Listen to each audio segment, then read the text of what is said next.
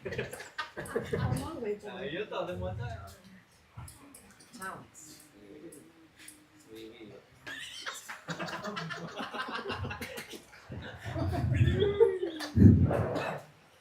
Oke, bismillahirrahmanirrahim. Assalamualaikum warahmatullahi wabarakatuh. Waalaikumsalam warahmatullahi wabarakatuh. Alhamdulillah dipertemukan kembali ya dalam kondisi yang mungkin lebih fresh daripada tadi. Kalau tadi sempat kekurung gitu ya, jadi lumayan sedikit hangat. Kalau di sini mungkin sepoi-sepoi dan sangat mendukung untuk tidur ya.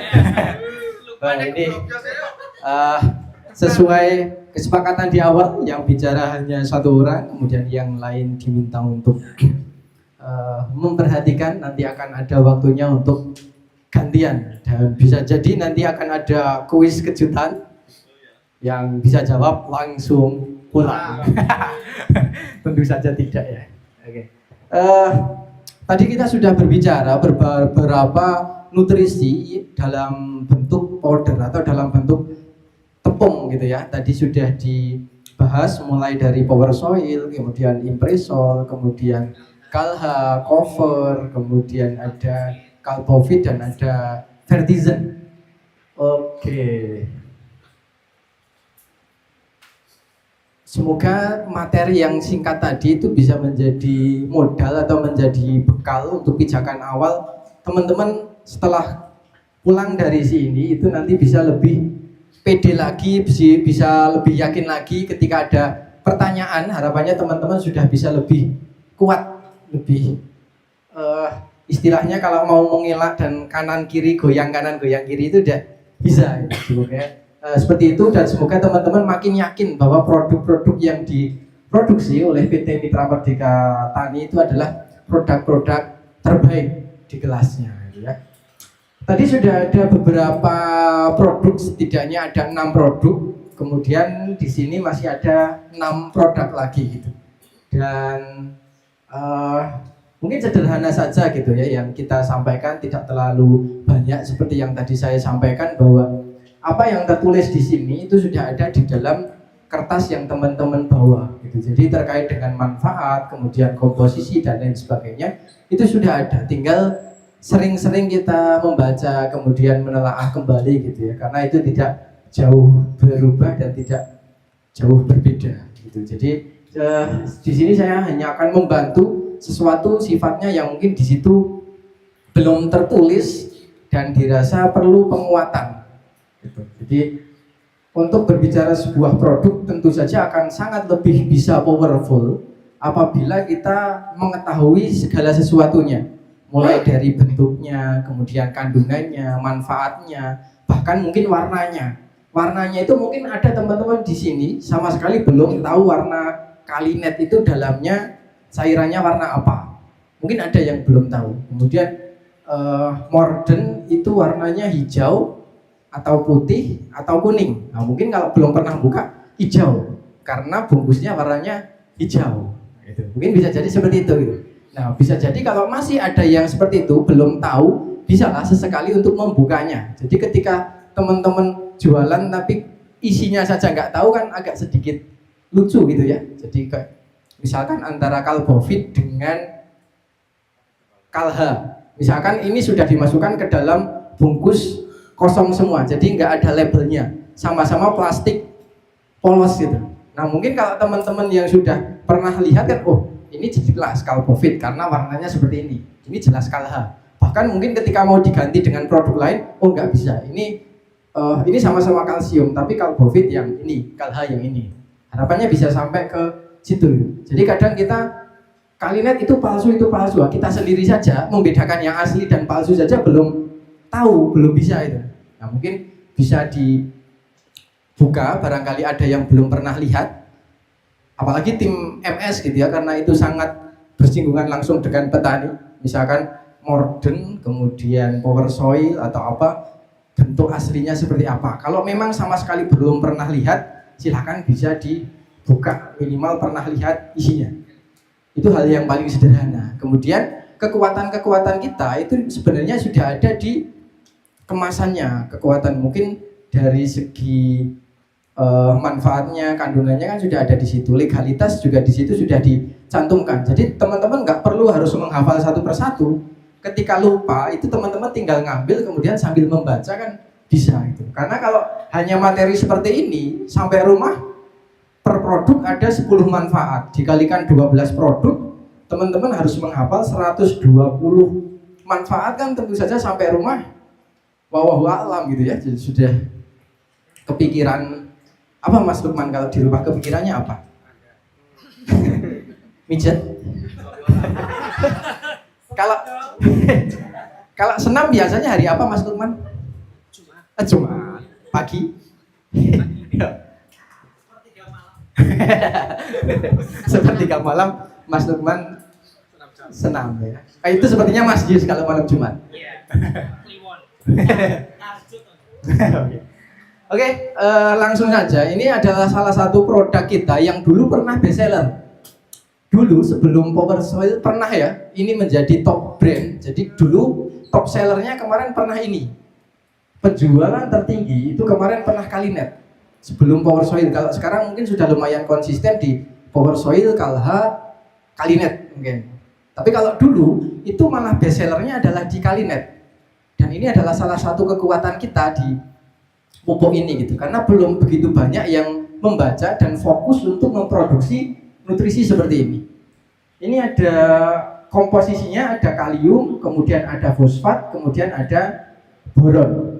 Kemudian ketika ditanya, Kalinet itu cocoknya diaplikasikan ketika kapan? Jawabnya Mas Lukman berarti ketika masa generatif, pembungaan, pembuahan. Jadi hal paling sederhana ke teman-teman baru masuk sekalipun melihat warnanya merah itu biasanya identik dengan buah, bunga, buah. Kalau morden warnanya kan hijau, berarti identiknya dengan pertumbuhan. Hijau daun, kalau merah buah, merah merona.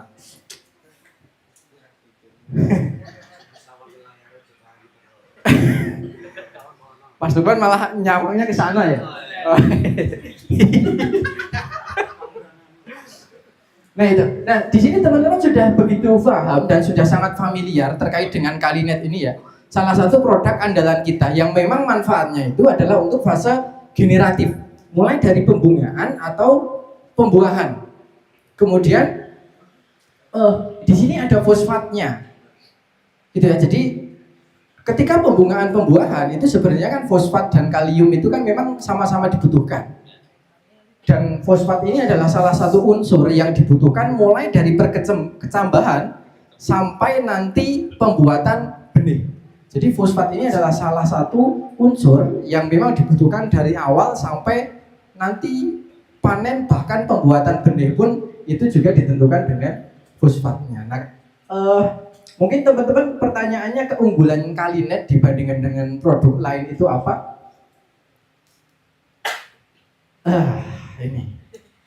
Ini siapa ya? Irul ya. Irul pas kemarin belum masuk MMT seperti ini. Kalau sekarang kan udah gemukan ya. Irul maksudnya yang merah ini. Jadi Kalinet tolong teman-teman identikan dengan penambah bobot. Jadi ketika teman-teman Kalinet manfaatnya untuk apa? Kata kuncinya adalah ini. Besar, ada cabai besar, orangnya kecil gitu. Jadi lebih intinya itu akan buahnya jadi besar, kemudian berbobot sampai keberatan kan, ini berat banget kan. Nah itu bisa di situ. Sebelum masuk ke situ, nah ini mungkin ada salah satu hal yang perlu saya sampaikan kan. Ini adalah kemasannya. Teman-teman melihat di sini ada fosfat, kemudian kalium, kemudian ada boron. Kemudian salah satu yang paling menarik di sini ada tulisan Cl, kemudian di garis miring. Itu artinya berarti non klor. Ya. Kalau ada tulisan merah seperti ini, kalau jalan ada mobil kayak gitu berarti dilarang melintas. Berarti kalau di sini itu tidak mengandung klor. Kenapa ini perlu dituliskan? Karena ini adalah kekuatan kita. Karena kalium lain biasanya ada klornya. Sementara klor itu untuk sebagian tanaman itu sensitif. Jadi dibutuhkan, tapi justru kalau kebanyakan dia malah kayak kebakar. Jadi jaringan tanamannya itu malah rusak. Makanya kalau di mitra bertani untuk penggunaan misalnya KCL itu sangat dihindari. Lebih baik berhati-hati. Lebih baik kita memilih yang memang fokus di kaliumnya. Jadi CL di sini kalau kita tidak jeli, ada produk kalium, kok tidak ada CL-nya di seperti ini, bisa jadi mengandung klor, dan klor itu bisa mengakibatkan paling mudahnya adalah seperti terbakar. Plasmolisis. Wah, Mas Sarohim baru berapa menit sudah paham ya? Karena sebelah saya ini plamolisis.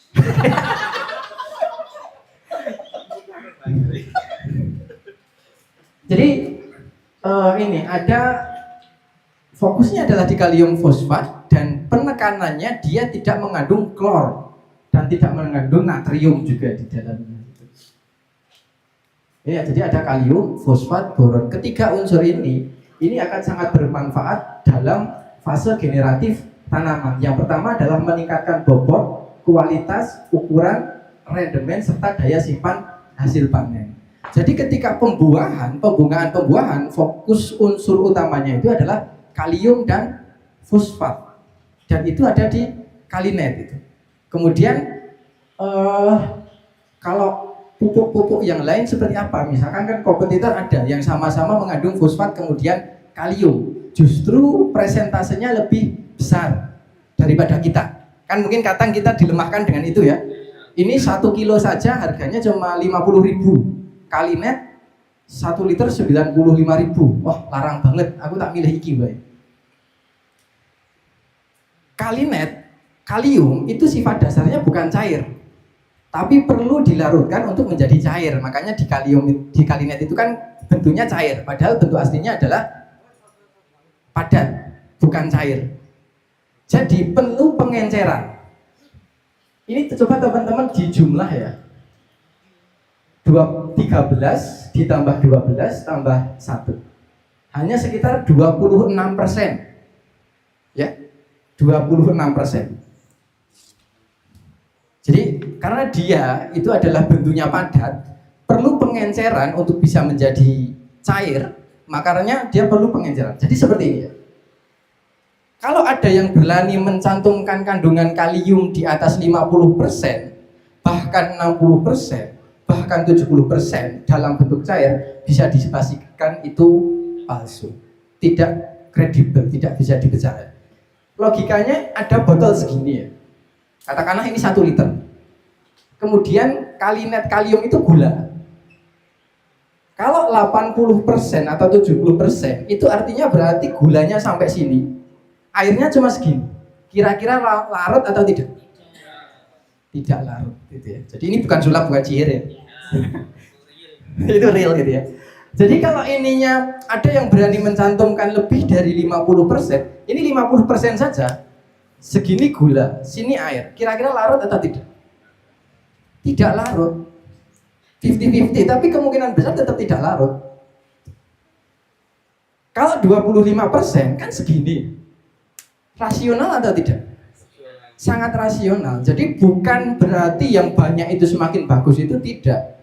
Banyak tapi ngarang atau ngawur kan emang. Kemudian 12% atau 13% di sini dengan 60% yang padat, bisa jadi hasilnya lebih tinggi ini. Karena itu kan perlu diencerkan kembali kan. 64% misalkan, kemudian ditambah air, memerlukan pengenceran kembali. Kalau ini kan sudah jelas dalam bentuk pengenceran, dalam bentuk cair. Bisa ditangkap ya. Jadi ketika teman-teman ada yang berusaha melemahkan, kaliummu cuma 12% atau 13%. Iki ngen aku ono 50 atau 60. Jangan takut. Tunjukkan bahwa teman-teman itu lebih pandai, lebih menguasai. Logikanya gini, baik. Takwani wae kira-kira bentuk asli dari kalium itu seperti apa? Nah, itu mungkin bisa membantu. Oh iya ya, selamat.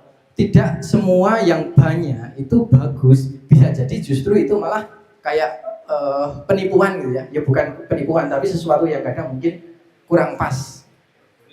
Oke ya. Terus ini dalam bentuk cair. Kemudian ketika dibandingkan dengan yang awalnya bentuk padat, kemudian dicairkan. Analoginya seperti ini. Teman-teman ketika memasak, misalkan yang biasa masak di sini siapa ya? Selain masak mie pernah ya Mas Lukman ya? Misalkan masak sayur kubis atau mungkin kentang atau sejenis lah, sayur-sayuran lah.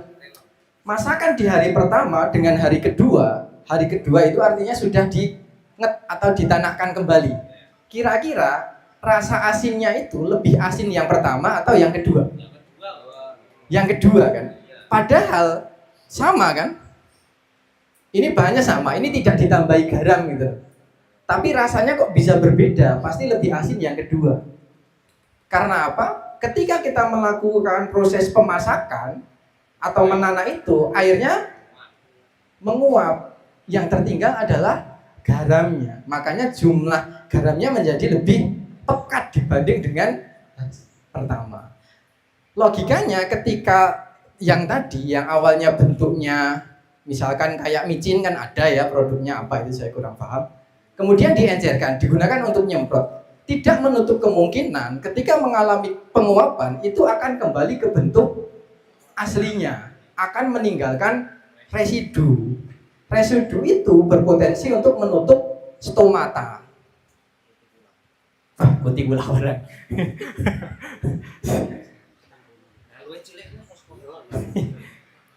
Bisa dimengerti? Bisa dipahami gitu ya? Jadi seperti itu. Kecil itu jangan minder, justru ini malah kekuatan kita karena ini adalah benar-benar fast release, sudah benar-benar siap untuk dikonsumsi dan keunggulan utamanya adalah dia tidak meninggalkan endapan. Jadi, wah mending sing iki aja. Mending ini aja karena ini lebih murah. Kalkulasinya bisa jadi itu akan menjadi lebih mahal dengan dampak yang ditimbulkan itu. Kemudian antara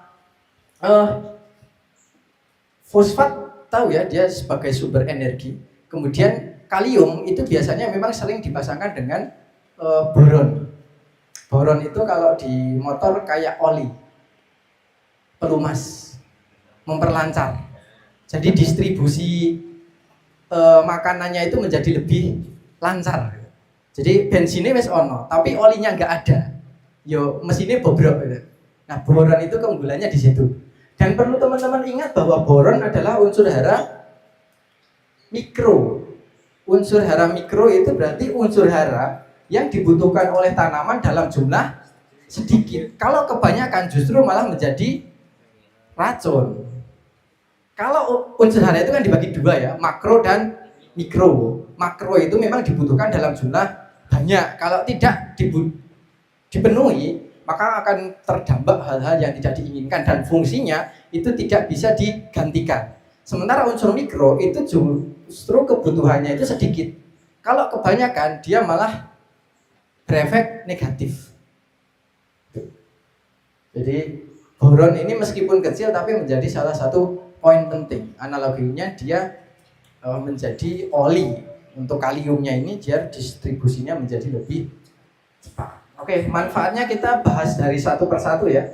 Yang pertama meningkatkan bobot tadi sudah, kemudian mempertahankan kondisi daun tua agar tetap berfotosintesis. Karena ini ada kombinasi dari fosfat kemudian boronnya. Itu yang akan membantu daun tua supaya berfotosintesis. Karena kalau makanan itu kan dari fotosintesis itu kan, kalau tidak terjadi proses fotosintesis, otomatis kesehatan tanaman juga akan berkurang. Memperkuat jaringan kayu pada batang dan persabangan tanaman.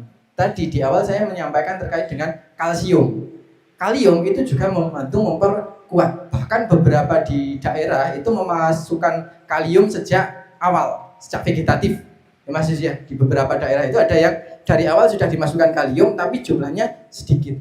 Sebenarnya secara tidak disadari teman-teman juga iya memasukkan NPK 1616, KNO3, kemudian apa pupuk lain biasanya Ponska itu kan juga ada kaliumnya. Jadi sebenarnya dari bawah sudah kita persiapkan. Nah ini poin menariknya, membatasi pertumbuhan vegetatif yang berlebihan. Ini sudah dibuktikan kalau teman-teman menyimak video Mitra Bertani 1 atau 2 minggu yang lalu, yang narasumbernya itu adalah Mas Mahfud dari Silo Pampang Temanggung ya. itu menanam di tanah di bawah pepohonan.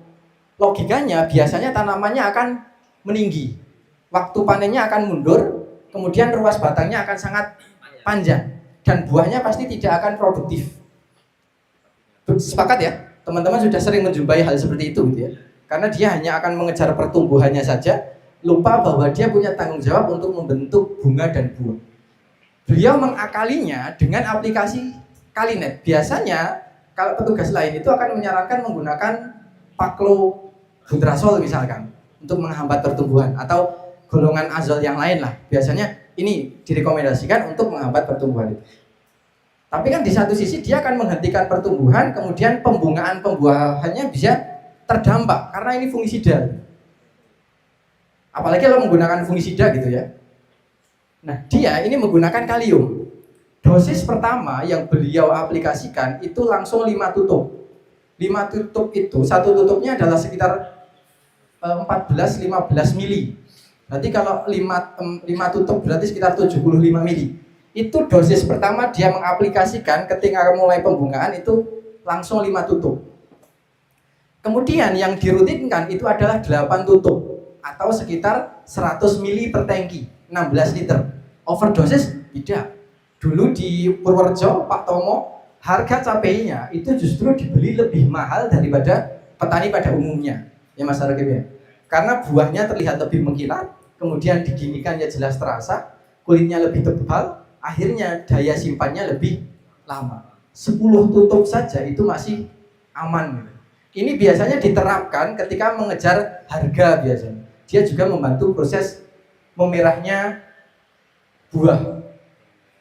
Itu jadi di produksi apapun mungkin kalium ini dibutuhkan ya. Sekalipun di daun kobis, kemudian bunga kol, kemudian oncelang itu juga tetap menggunakan, cuma kebutuhannya mungkin lebih banyak yang diambil buahnya. Jadi kalau sering mengaplikasikan kalium, secara kualitas dan kuantitas itu akan bertambah. Jumlahnya akan bertambah, kualitasnya juga akan lebih meningkat.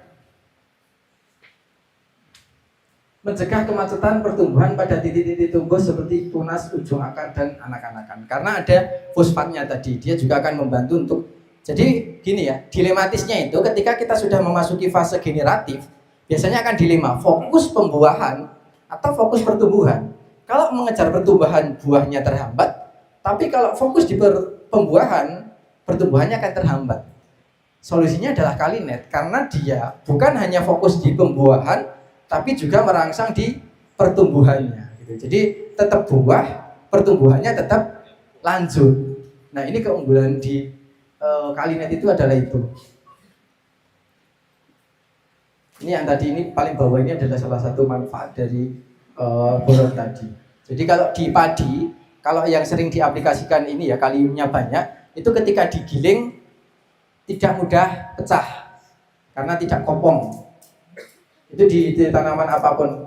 Jadi kalau kalium ini mungkin teman-teman akan bertanya rekomendasinya sebenarnya berapa. Kalau yang dituliskan kan cuma 1-2 mili, kemudian aplikasinya saja mungkin bisa 7-14 hari sekali, tidak harus rutin. Ya itu sifatnya anjuran, tapi kalau sebenarnya ini seminggu 2 kali pun juga bagus. Kemudian dosis 8 tutup, 10 tutup pun masih aman. Kembalinya tinggal boros atau tidak. Kalau harga pas 90.000, mengeluarkan Kalinet 1 botol itu bisa menambah beberapa kilo dari hasil panen kita. Pertambahannya insya Allah sangat cepat. Ini jelas ya, barang-barang MMT itu memang terbuat dari bahan-bahan pilihan dengan tingkat kemurnian yang sangat tinggi. Kemudian tidak bersifat asam. Nah ini juga kekuatan kita. Jadi Kalinet itu bisa diaplikasikan di fase vegetatif atau musim penghujan maupun musim kemarau, karena sifatnya adalah basah lemah ya. Jadi di angka 7 lebih 7,5.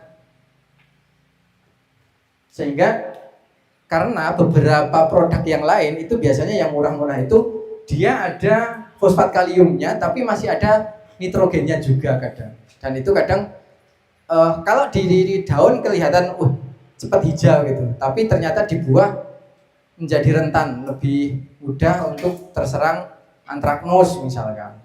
Kayak gitu. Jadi kalau kaliumnya tercukupi, fosfatnya tercukupi, kemungkinan buahnya juga akan berkualitas. Rendah kristal tadi sudah disebutkan gitu ya, mungkin Kalinet itu tidak menimbulkan endapan ya. Mungkin ketika teman-teman buka sampai paling bawah pun itu tidak ada endapannya ya. Ini sudah terkonfirmasi, berbeda seperti yang tadi. Kalau yang produk lain, apalagi yang bentuknya padat kemudian kita larutkan, keringat saja ini ya. Ini kan basah ya. Nanti ketika kering kan ada kayak putih-putih kayak garam itu kan. Nah, itu ada kemungkinan seperti itu. Jadi kalau Kalinet jelas aman, kemudian tidak mengandung sodium, Na dan klorid. Nah, ini tadi sudah disampaikan di bagian awal. Ini dihindari dengan sulfur, karena sulfur ini sangat asam, kemudian pencampuran dengan pestisida larut air, tapi di prakteknya biasanya dicampurkan juga. Jadi ada kemungkinan mengurangi efektivitas dari pestisida yang kita gunakan. SPSL, MBSC ini kan pestisida yang larut di dalam air, sedangkan Kalinet itu juga larut di dalam air. Jadi jika kayak bertabrakan. Meskipun di prakteknya ya kadang sering ya dicampur seperti itu, dan ini bukan berarti terus menimbulkan dampak negatif jadi daunnya terbakar, itu tidak. Hanya saja di efektivitasnya yang mungkin agak sedikit berkurang. Nah ini kemarin juga mungkin sudah ada yang praktek ya, antara fosfat morden dengan Kalinet. Itu kalau dicampur secara langsung tidak direkomendasikan gitu ya. Jadi dalam kondisi mentah dengan mentah. Jadi ini botol Kalinet, ini botol morden, ini tinggal separuh, ini dimasukkan seperti ini, tidak boleh ya. Kalau yang sudah praktek ada efeknya, seperti kayak ya, itu memang tidak cocok. Tetapi ketika ini sudah dilarutkan terlebih dahulu, tidak apa-apa. Jadi di air dimasukkan Kalinetnya, baru ditambah Kalinet misalnya, itu nggak apa-apa. Tapi kalau mentah sama mentah dijadikan satu, yang sudah praktek biasanya ada reaksi yang ditimbulkan gitu. Jadi ketika ditanya tentang Kalinet, yang diingat-ingat adalah kayak gini, meskipun ini tidak mungkin gitu ya, tapi untuk mengingat-ingatnya, Kalinet identiknya dengan buah. Buahnya jadi banyak, berkualitas, berbobot. Oke, dan kalau sering menggunakan Kalinet biasanya masa produktifnya menjadi lebih lama. Kalau yang lain mungkin petik 10 kali, 15 kali sudah habis. Kalau menggunakan Kalinet insya Allah bisa sampai 15, 20 lebih gitu. Jadi suara malah sedang ngantuk ya. Ini pertanyaannya, apakah ini bisa dikocor? Bisa. Kalau enggak takut boros gitu. Kalau bisa ya bisa. Reaksinya malah sangat cepat gitu. Tapi kan kita mencoba berbagi porsi. Tadi kalium untuk kocor sudah ada Impresol. Kan juga ada produk-produk lain kan, misalkan NPK atau KNO dan lain sebagainya, masuk nggak apa-apa. Kita memang fokuskan Kalinet ini disemprot. Tapi kalau mau dikocor sebenarnya juga sangat bagus. Sangat boleh, dan sudah banyak yang mempraktekkan untuk Kalinet dikocor ini. Ya, sama buat mengejar harga. Ketika harganya sedang bagus, biasanya pemakaian ini akan ditinggikan. Karena biasanya menambah bobot, merahnya juga menjadi lebih cepat. Mbak Andi. Oke ya. Oke, ini ya 5 menit lagi. Makan lagi.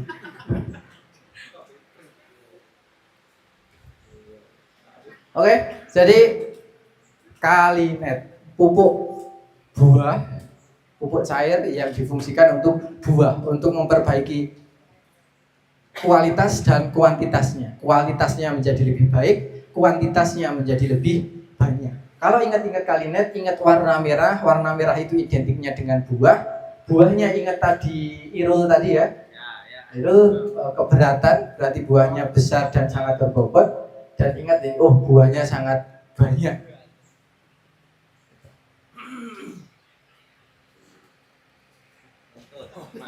Tepuk 1, tepuk 2, 3. Nah. Tepuk 1, 1. Tepuk 2, tepuk 3. Tepuk 1, 3. Oke, fokus ya. Siap. Oke, kali ini sudah selesai. Yang kedua adalah Morgenthau, pyridoxin magnesium pirofosfat. Istilahnya sangat keren. Teman-teman cukup menghafal ini aja udah kelihatan pinter. Morden kandungan apa? Pyridoxin magnesium pirofosfat. Itu apa Mas Gus? Pokoknya just. Kayak anak. Oh, putranya Mas Anam namanya pirofosfat.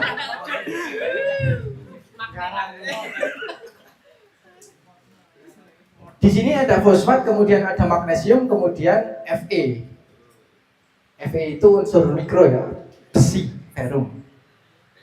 Pupuk cair dalam bentuk senyawa magnesium pirofosfat instan high konsentrat digunakan terutama saat tanaman membutuhkan suplai energi, fase pertumbuhan awal, fase pembentukan bunga, dan saat mengalami serangan penyakit atau cuaca buruk. Jadi kandungannya teman-teman ini melihat ya.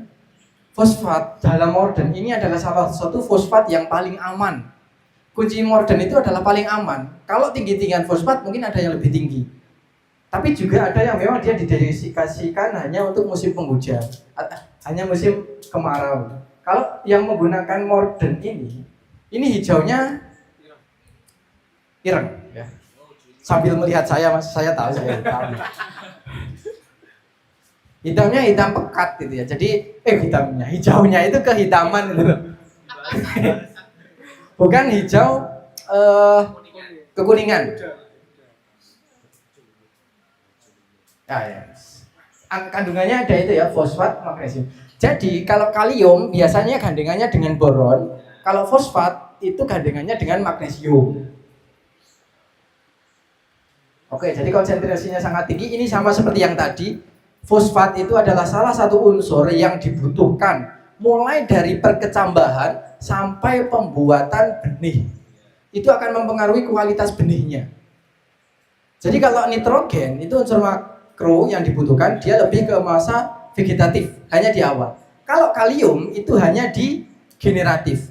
Kalau fosfat itu mulai dari vegetatif sampai generatif. Energi. Nah, ini. Fosfat itu seperti ini. Apa ini? Pertalit. Bahan bakar, pertamak ya. Pertamak yang dicampur. Jadi kalau tidak ingat Morden, itu ingatlah dengan pertalite. Sumber energi. Sebagus apapun kendaraanmu, kalau tidak ada bahan bakarnya, tidak bisa jalan. Menggawe kelangenan atau hanya untuk pajangan, tidak bisa dimanfaatkan. Jadi sumber energi utama itu dihasilkan dari fosfat ini. Jadi ketika ingat Morden, dia identiknya dengan pertalite. Pertalite itu sebagus-bagus apapun kendaraan, kalau tidak ada bahan bakarnya, dia tidak akan bisa berjalan. Sudah listrik. Siap.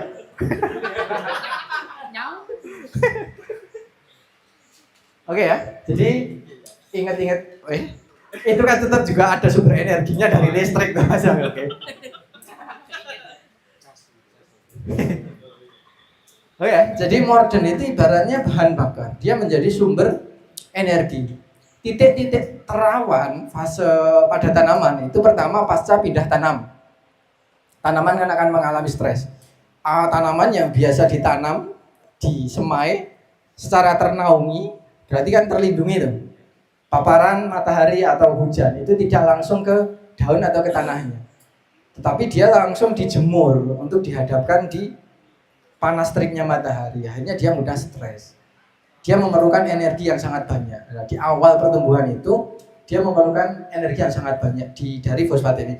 Yang kedua, ketika pembungaan, awal pembungaan. Jadi pas mau pencapang atau percabangan, itu juga memerlukan energi yang sangat tinggi. Makanya teman-teman biasanya awalnya tanamannya hijau, tapi ketika mulai pecah pang itu mulai kekuningan, kena virus gitu. Karena energinya itu dibutuhkan dalam jumlah yang banyak, sementara yang tersedia itu hanya sedikit, akhirnya dia rentan, akhirnya mudah terserang penyakit. Gitu. Jadi fasenya itu. Jadi ketika menjelang pecah pang, pembungaan, energinya itu dicukupi dengan pemberian fosfat ini. Apalagi kalau dirutinkan itu tentu saja akan lebih bagus. Tapi paling tidak teman-teman tahu fase-fase kritis tanaman itu ketika itu. Atau ketika pemulihan pasca terserang penyakit. Keriting daun atau mungkin habis kena serangan jamur, itu kan memerlukan energi lebih untuk proses pemulihan. Misalkan orang baru sakit itu kan memerlukan cara makanan ya yang harus bergizi, yang harus seimbang supaya proses pemulihan dalam dirinya itu menjadi lebih cepat. Nah, itu fungsinya dari Morden. Fosfat, dia mulai dari akar ya. Akar, tunas, cabang, bunga, buah. Makanya pupuk dasar biasanya sering diaplikasikan SP36, TSP, Vertipos, dan sebagainya yang fosfatnya tinggi. Karena memang bahkan dari persemaian pun biasanya medianya sudah dicampur dengan fosfat. Karena sebegitu pentingnya sebagai sumber energi, apalagi dalam bentuk cair seperti ini. Dan kelemahan dari fosfat itu slow release, mobilitasnya itu sangat rendah. Jadi cara orang itu dia lelet itu loh. Jadi nggak bisa set. Kita memberikan saat ini diserap itu bisa beberapa minggu lagi gitu. Kalau dalam bentuk granul, teman-teman tahu ya yang dalam bentuk granul ya, misalkan Vertipos, TSP, itu untuk melarutkan saja, sehari direndam saja belum tentu ajur kan. Di tanah itu fosfat itu sebenarnya tinggi, tapi tidak tersedia, karena mobilitasnya itu sangat rendah. Keunggulannya Morden itu tersedia dalam bentuk cair, jadi dia sangat fast, sangat cepat untuk bisa dimakan, bisa diserap. Jadi kalau di awal sudah diberikan fosfat dalam bentuk granul, itu sebagai cadangan, sewaktu-waktu kita butuh bisa lah dimanfaatkan. Jadi meskipun sebagai pupuk dasaran itu bukan berarti dimanfaatkan pas awal pindah tanam, justru itu bisa jadi sebagai cadangan ketika nanti bunga dan buah. Jadi fosfat itu dia sangat lambat ketersediaannya, dan Morden itu karena dalam bentuk cair sehingga sangat cepat untuk diserap oleh tanaman.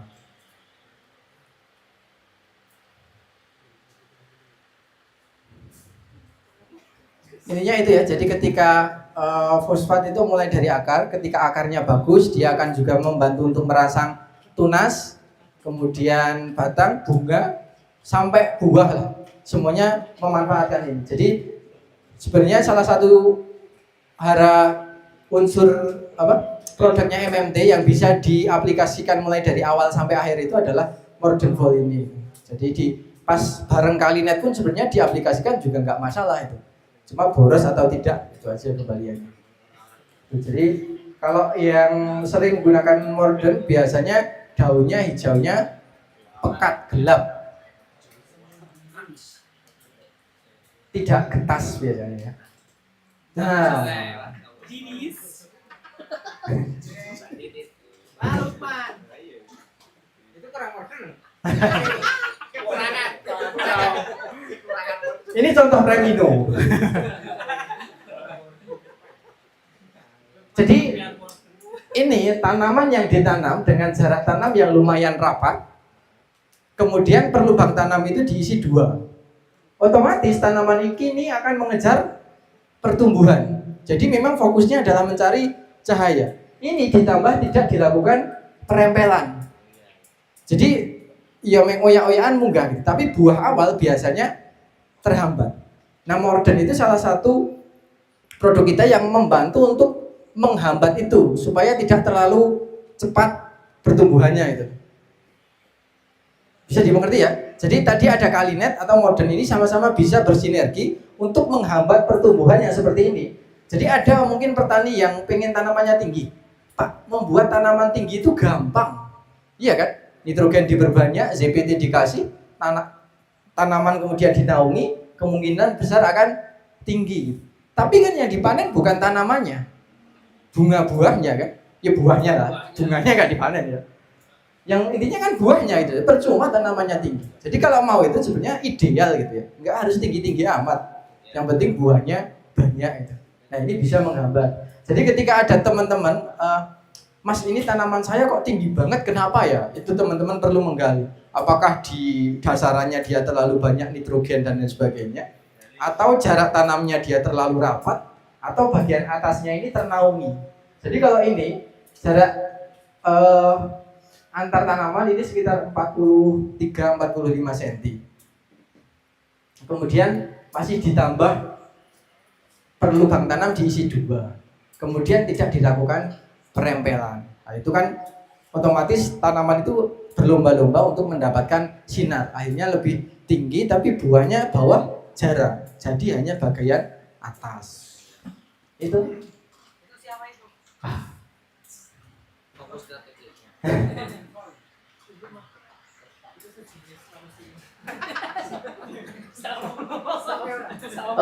Ini keliru ya? Apa? Ini keliru kayaknya. Ini kalau modern ini harusnya bersifat asam. Mohon maaf itu mungkin bisa direvisi ya di situ. Itu keliru. Salah satu-satunya bahkan produk MMT yang sifatnya adalah asam itu adalah Morgan Volt. Dia sifatnya memang asam. Wis ganti. Iya salah ya di situ ya. Silahkan diganti sifatnya ini adalah basa. Ini malah ke Kopas sama Kalinat kayaknya. Soalnya tidak ada. Kalau tidak menimbulkan kristal, tidak menimbulkan residu, itu sama ya. Memang dia tidak ada kayak kata di Kalinat dan modern kan memang tidak ada residunya, tidak ada. Ya seperti tadi fosfat itu bentuknya padat, kemudian dicairkan ketika idealnya kan ini jumlahnya juga cuma 28% kalau tidak salah. Hampir sama seperti tadi Kalinat ya.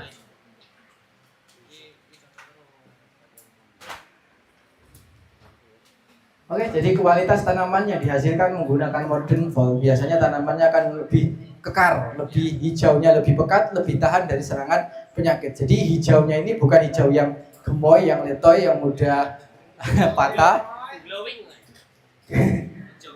Hijau glowing, bunga buahnya insya Allah kemungkinan besar. Jadi kemudian batangnya biasanya keras, serabut akarnya dia juga banyak, percabangannya juga bisa pendek-pendek. Mungkin itu ya. Kemudian kalau dicampur dengan humat, nah ini kalau dicampur dengan humat itu memang akan menghambat kelarutannya, karena tadi kan sifat aslinya kan memang asam ya. Kemudian dilakukan proses penggaraman. Kemudian ketika dicampur dengan yang sifatnya asam lagi, jadi kayak kembali ke asam lagi gitu. Meskipun kenyataannya kayak larut, sebenarnya bukan larut. Jadi kan kayak akan ada membentuk gumpalan atau apa ya di airnya itu kan kayak ada kayak itulah intinya itulah apa bahasa mudahnya.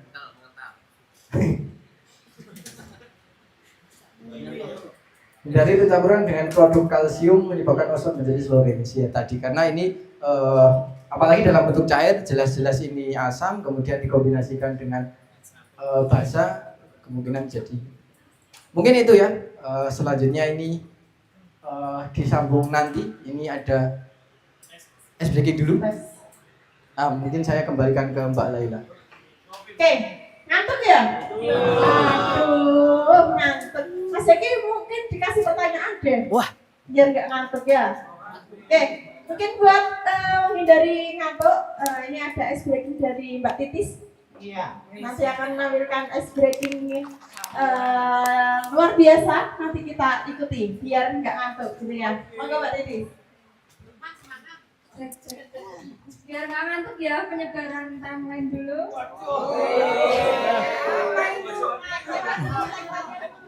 Oh iya, tagline dulu, tagline. Yang tadi di awal. Mitra Merdeka Tani. Mitra Kemajuan Petani. Training camp. Training Camp PT MMT. Berkarya melestarikan bumi. Tepuk tangan dulu. Kita SBK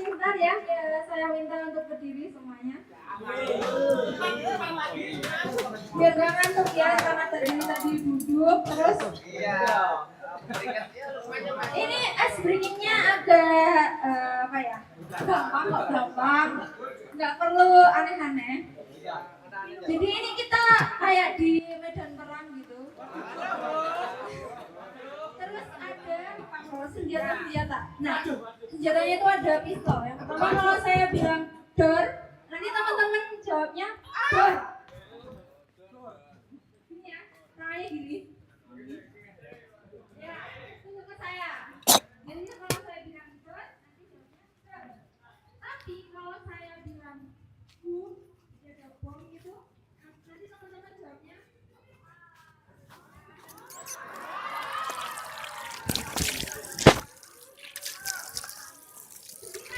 bom gitu loh, Pak.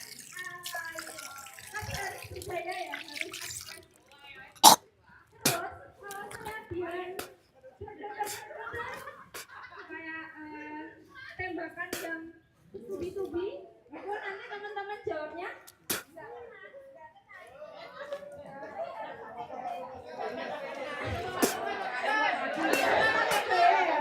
Oke, Mas Lukman bisa lagi.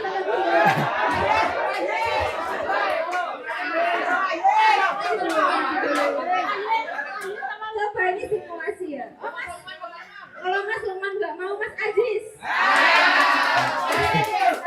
Sini maju dulu Mas, bentar. Kasih contoh ke teman-temannya. Simulasi perang ya, simulasi perang.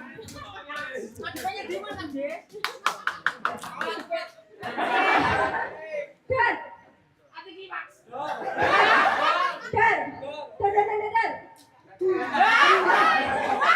gimana tadi? Nggak kena. Terus boom.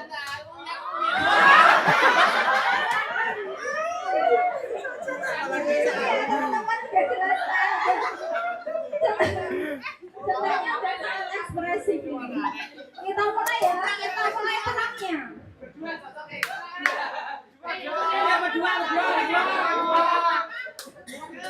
Siap ya, mulai ya. Dan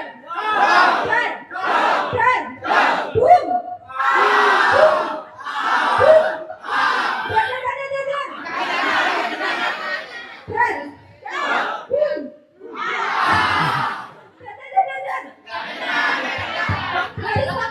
Harus pakai gaya.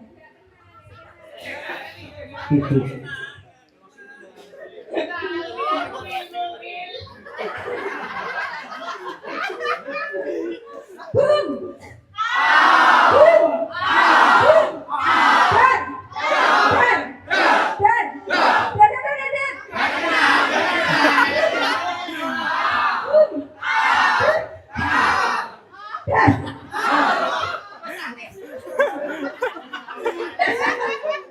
Oke, sudah cukup ya untuk mengembalikan semangat kita pada siang hari ini. Silakan bisa duduk kembali.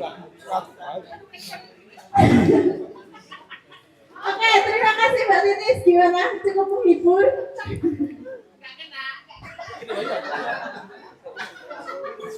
Ya, cukup menghibur ya. Dua komedian kita itu ada Mas Aziz dan Mas Lukman gitu ya. Lumayan buat kita tertawa, senyum. Tapi Mas Awang kayaknya belum bisa kembali.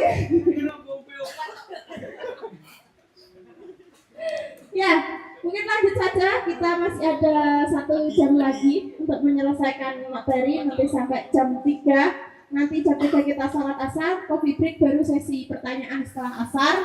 Kemudian nanti sekitar jam 4:30 atau jam 5 kita sudah free sampai dengan maghrib untuk mandi kayak gitu ya, dan memasukkan tas ke dalam tenda masing-masing. Oke, monggo tepuk tangan untuk pemateri kita. Monggo saya persilahkan kembali Mas Yagi.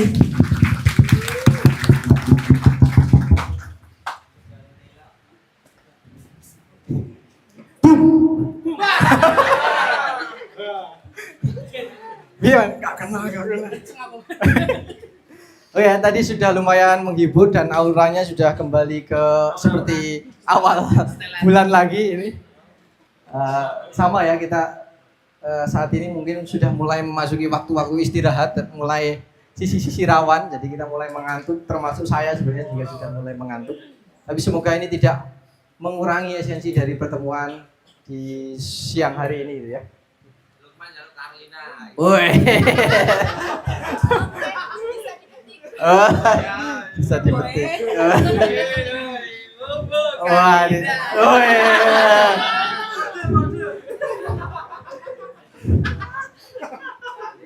Sepertinya pulang dari sini akan ada yang membawa jodoh ini.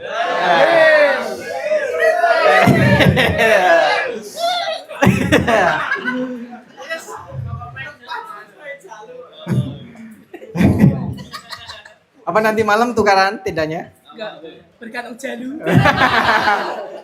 Jadi kamu lebih memilih Jalu. Saya manut pusat malam. Oh ya, semoga refresh kembali ini di samping kiri saya sudah mulai siap tawuran yang sana. Mungkin bisa mengikuti apa yang di sini ya.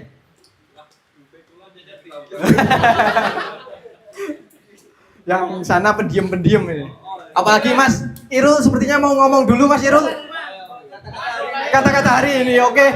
Nah, sebelum kita lanjutkan akan ada kata-kata hari ini dari Mas Irul. Monggo mic-nya. Oke, Irul, ayo. Kayak gini kalau mikir.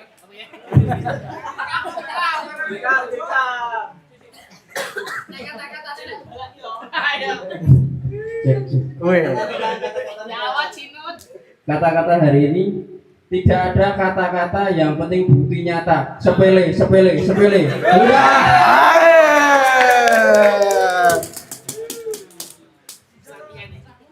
Intinya apa Mas Irul? Oh ya, sangat menghibur dan memang profesi asli dari Mas Irul ini adalah seorang komedian gitu ya. Ini hanya sebagai ini karena materinya sudah mulai membosankan, masa-masa seperti ini sudah mulai mengantuk soalnya. Jadi perlu komedian-komedian seperti Mas Irul ini kita lestarikan gitu. Masukkan ke cagar alam kan biasa aja. Oke, bismillah kita lanjutkan. Jangan terkesima dengan fotonya Mbak Titis ya. Tapi kita kembali ke produk-produk kita.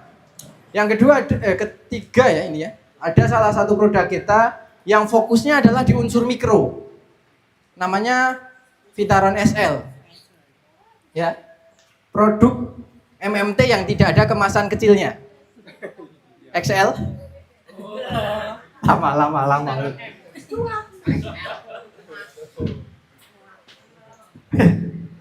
Malah saya sing guyu dewe. Vitaron SL gitu ya. Dia unsurnya memang fokusnya adalah di unsur hara mikro. Kalau tadi kan modern, kemudian Kalinet itu adalah unsur hara makro, kemudian dilengkapi dengan unsur mikro. Dan kalau ini memang fokusnya adalah di mikronya. Kemudian kalau kandungannya kok sedikit-sedikit, ya kalau banyak malah bahaya. Dan ini memang lebih difungsikan untuk meregenerasi tanaman yang sel-selnya itu rusak. Jadi makanya di kemasannya itu gambar daun melon yang keriting, kemudian tanaman cabai yang mengeriting gitu. Jadi tujuannya ini adalah meregenerasi. Jadi bukan menghidupkan sesuatu yang telah mati. Jadi ketika kita terserang itu kan sebenarnya ada sel-sel yang rusak. Kemudian ada yang melemah. Nah, tugas dari Vitaron SL itu adalah memperbaiki kemudian menguatkan yang awalnya melemah itu. Bukan menghidupkan yang sudah mati. Jadi kalau Vitaron SL ini bukan malaikat gitu ya. Jadi yang bisa menghidupkan orang mati gitu ya. Jadi dia hanya memperbaiki, meregenerasi, tidak menghidupkan yang sudah tidak ada. Nah, seperti ini gitu ya, seperti ini. Dia seperti dokter gitu ya. Jadi dia menyembuhkan orang sakit gitu ya, dokter tanaman gitu ya. Jadi dia mencoba, oh ini yang rusak bagian ininya. Kayak tukang tadi ya, dia mencari sesuatu yang rusak kemudian dia perbaiki. Jadi ketika ingat Vitaron SL dia seperti tukang. Ingat Pak Penjol ya. Oh, enggak tahu penjol ya orang sini ya. Mana ngerti pensil.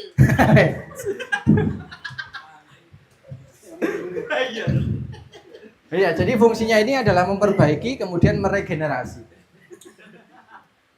Jadi ini akan sangat krusial apabila teman-teman mungkin melihat ya ketika pasca serangan keriting daun.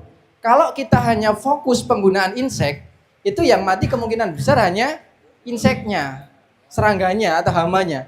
Tapi untuk kembali daun menjadi mulus itu kan tetap perlu nutrisi tambahan. Karena tugas dari pestisida itu adalah membunuh atau mengatasi hamanya, bukan menyembuhkan yang sakit gitu loh. Meskipun kayak abamectin misalkan diselipkan di situ adalah bahan misalkan nitrogennya atau apa yang membantu, tapi sifatnya kan membantu, bukan fungsi utamanya. Fungsi utamanya tetap sebagai pestisida, sebagai insek gitu. Jadi ketika teman-teman pasca terserang penyakit, itu sebisa mungkin dikombinasikan dengan Vitaron SL ini. Karena dia akan membantu, kan keriting daun itu kan kita perlu yang sudah keriting ini kan megar ya. Jadi kembali seperti semula.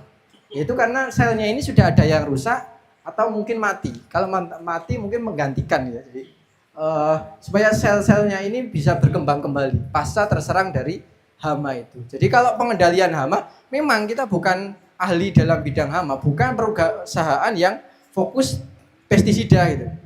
Tapi ini adalah solusi. Kalau kamu hanya mengandalkan pestisida saja, daunmu tidak cepat membaik. Bahkan kalau mungkin ini bisa dimanfaatkan, sebagian besar kekurangan unsur mikro itu juga bisa berdampak tanaman ini menjadi lebih lemah itu. Jadi serangan virusnya bisa menjadi lebih cepat. Kemudian pengalaman-pengalaman di lapangan, tanaman yang sudah terserang virus kuning sering diaplikasikan Vitaron itu berangsur-angsur seperti ada semburat hijaunya. Ada hijaunya sedikit-sedikit. Ketika masih ada warna hijaunya itu, kemungkinan untuk bunga buah itu masih ada. Benar ya? Ini teman-teman sudah membuktikan di lapangan. Bahkan di tempat saya ada yang seperti itu. Dan ini sudah disebarluaskan dari petani itu. Karena awalnya tanamannya kuning, kemudian sering diaplikasikan ada Premino, kemudian ada Vitaron SL, kemudian untuk penguatnya ada Dicalinet. 3 combo ini sering diaplikasikan bersamaan. Awalnya dia pesimis karena tanamannya sudah kuning semua. Ternyata bunga dan buahnya itu masih berhasil. Justru bahkan malah lebih lebat daripada yang biasa. Karena yang sudah biasa kan dia tidak perlu memikirkan nutrisi yang macam-macam karena sudah menganggap tanamannya sehat. Nah untuk tanaman yang kuning itu, coba dia perlakukan dengan nutrisi tadi, itu alhamdulillah buahnya mau banyak. Dan itu cukup viral.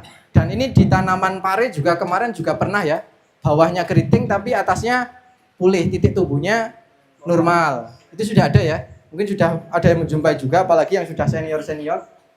Kemudian dulu di Pak Dwi Genan ya Pak Mas, yang sekarang videonya mungkin sudah lebih dari 1 juta yang nonton, itu juga menggunakan itu, Vitaron itu untuk mempercepat proses pemulihan dan mencegah kuning. Kuningnya alhamdulillah menjadi minim, dan ketika kuning itu potensi mau berbuahnya masih tinggi. Jadi jangan sampai teman-teman ngomong ini adalah obat keriting atau obat kuning. Jangan ngomong seperti itu. Tapi akan membantu yang pemulihan. Jadi yang kuning itu menjaga asa supaya tetap berbuah. Karena kalau diamati beberapa petani juga mengatakan sebenarnya tanaman yang kuning ketika nutrisinya dipenuhi, kemungkinan buahnya masih tinggi. Jadi teman-teman kalau melihat tanaman awalnya keriting atau kuning, gejala selanjutnya adalah bunganya menjadi rontok kan? Kalau rontok otomatis tidak bisa menjadi buah. Jadi masalah utamanya kan adalah di daun sebenarnya. Daunnya kita perbaiki dulu, pulihkan terlebih dahulu, baru kita berbicara tentang bunga dan buah. Kesalahan kita kadang inseknya kita benar-benar maksimalkan, inseknya benar mati, serangganya hamanya mati, tapi titik tumbuhnya jadi terhambat. Justru malah daunnya kadang mati listrik. Mati tanah mana itu? Jadi dia Longi bae longi. Adem ya. Oke. Jadi kayak gitu ya, meskipun saya jadi lupa tadi ngomong apa. Buah ambrol. Gitu. Jadi jangan langsung berbicara tentang buahnya lebat terlebih dahulu. Daunnya kita pulihkan terlebih dahulu, baru kita berbicara tentang bunga dan buah. Karena fotosintesis kan terjadinya di daun. Kalau daunnya saja sudah tidak sehat, gimana hasil fotosintesisnya kan? Mungkin jadi itu. Jadi ketika teman-teman tanamannya sakit, insek atau pestisida benar-benar kita gunakan, tapi untuk bertanggung jawab memulihkan.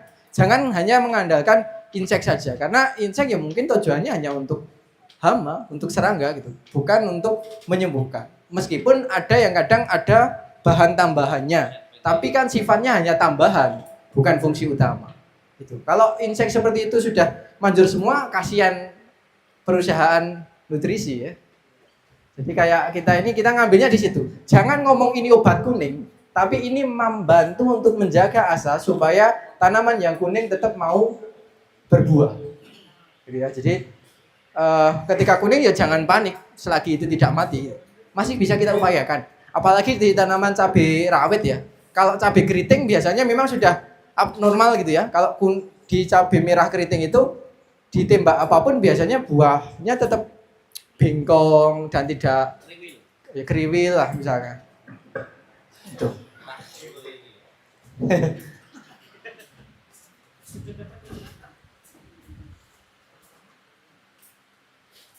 Dan kalau petani itu kalau ditanya unsur hara yang dibutuhkan tanaman, mungkin mereka akan sangat bisa untuk menjawab NPK. Mungkin terbatasnya hanya di situ. Padahal kan ada unsur-unsur hara lain yang dibutuhkan. Apalagi unsur-unsur hara mikro ini loh. Kan jarang kan petani memberikan dalam bentuk mikro. Pasti memberikannya ya N ya P atau K. Pasti ujungnya itu. Paling tambahannya kalsium gitu ya. Tapi unsur-unsur yang seperti Fe, Zn, Mn, B, Zn itu sangat jarang. Nah ini adalah momentum kita, padahal Tuhan menciptakan alam ini kan sudah ada nutrisinya dan tentu saja ini ada gunanya. Masa diciptakan tidak ada gunanya kan tidak mungkin. Nah unsur mikro itu adalah di situ fungsinya. Jadi tanaman yang saat ini mudah terserang virus itu bisa jadi karena daya tahan tubuhnya itu lemah. Dan dengan pemberian nutrisi yang tepat, yang cukup, kemungkinan besar antibodi atau daya tahan tubuhnya itu juga akan menjadi lebih tinggi. Nah, seperti ini ya. Mungkin teman-teman juga sudah sering menjumpai ya. Kadang awalnya warnanya hijau, kemudian menjadi kuning. Ketika diaplikasikan seperti itu akan menjadi ada semburat-semburat ini ya. Ini fotonya Mas Adib kemarin, petaninya Mas Adib kalau nggak salah ini ya. Iya ya, petaninya Mas Adib ya. Mas Tanto ya. Testimoninya gimana Mas Adib? Oh, enggak, maksudnya dari orangnya gimana? Ngomong.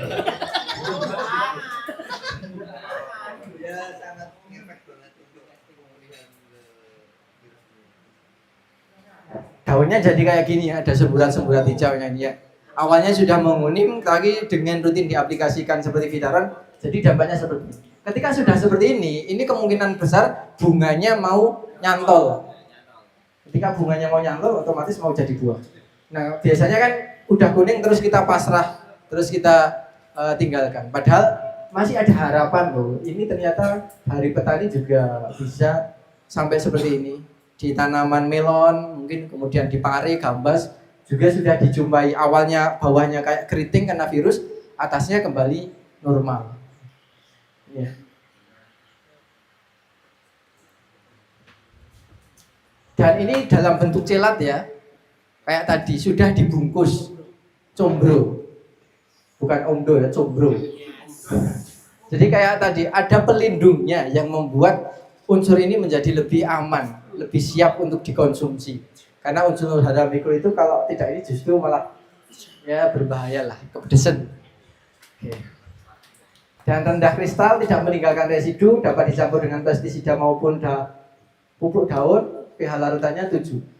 Saya ingatkan kembali, sebagian, hampir semuanya pupuk produk MMT itu sifatnya adalah basa lemah. Jadi di atas 7.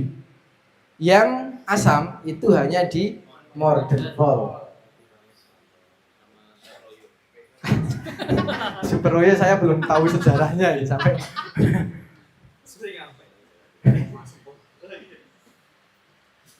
Kalau mau lebih maksimal ini diaplikasikan secara tunggal. Misalkan hari ini kita fokus di inseknya, besok baru di pemulihannya. Itu kalau mau maksimal. Tapi kan kadang efisiensi di mau ribetnya itu, wah daripada dipisah-pisah mending dijadikan satu.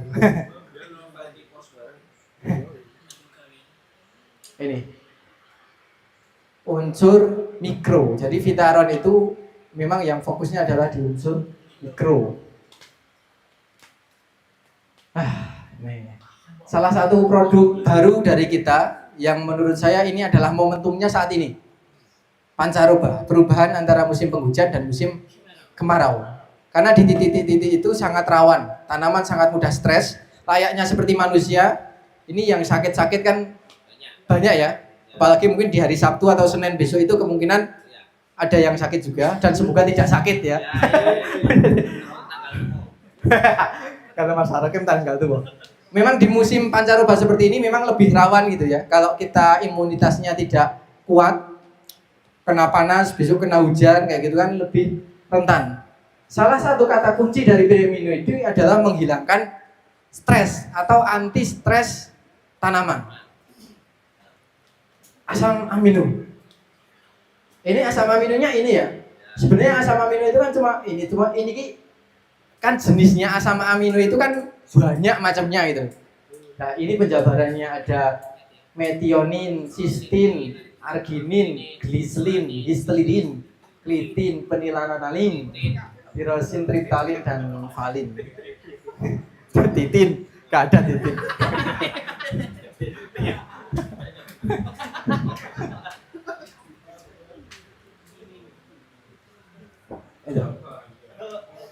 Ada auksinnya, ada sitokininnya, dan ada giberelinnya. Ini ZPT ya. Jadi yang tadi bedanya dengan Mordenfol apa ya? Kalau teman-teman ngejarnya adalah pertumbuhan tanpa memperhatikan keseimbangan, jawabannya adalah Premino.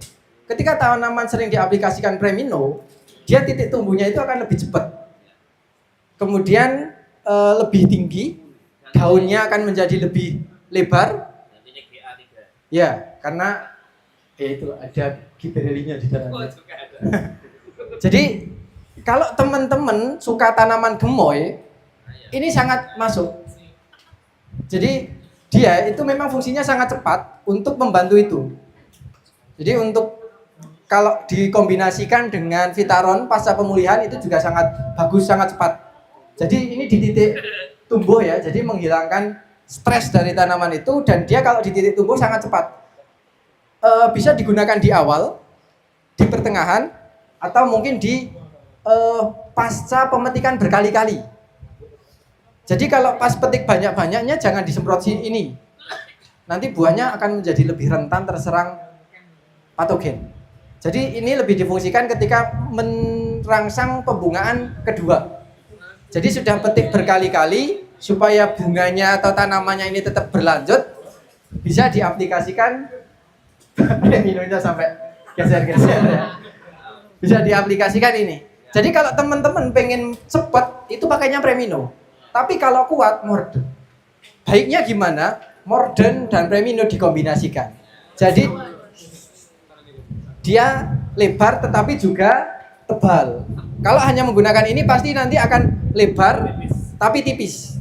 Diruas dia juga akan sangat panjang.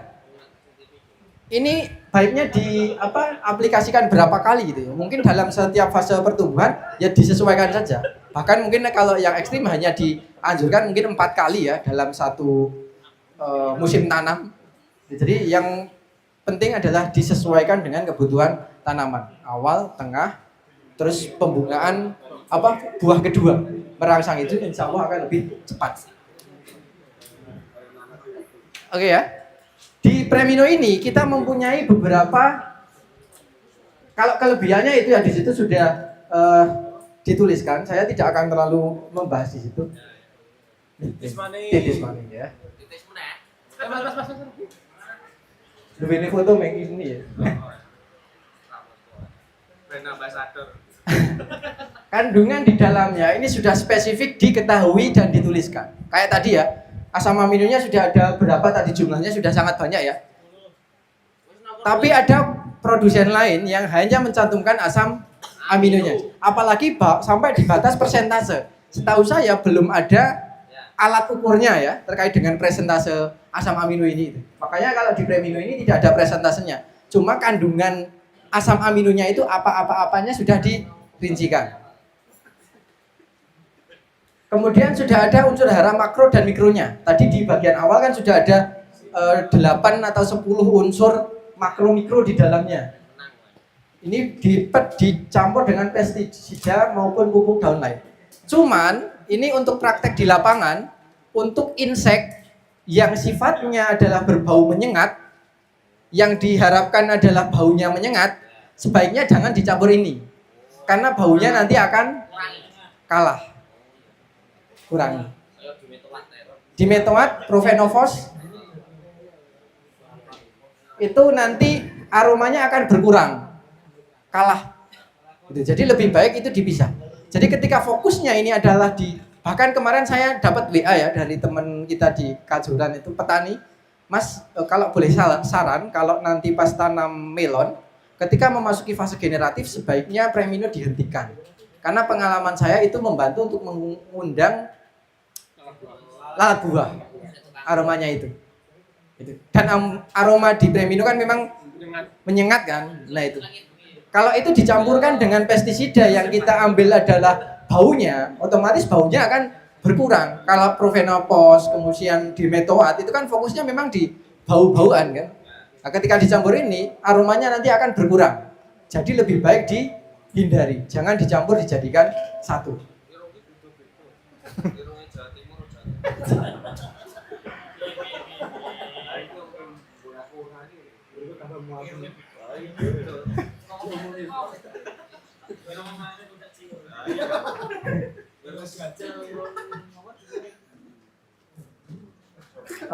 Inilah untuk pantangannya, hindari mencampur dengan pupuk kalsium tinggi, kemudian hindari pupuk fosfat tinggi.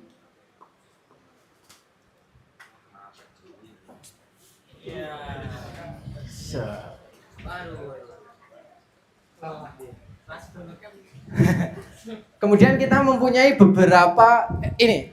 Setelah ini mungkin besok itu akan ada sesuatu yang mungkin kita akan garap bersama.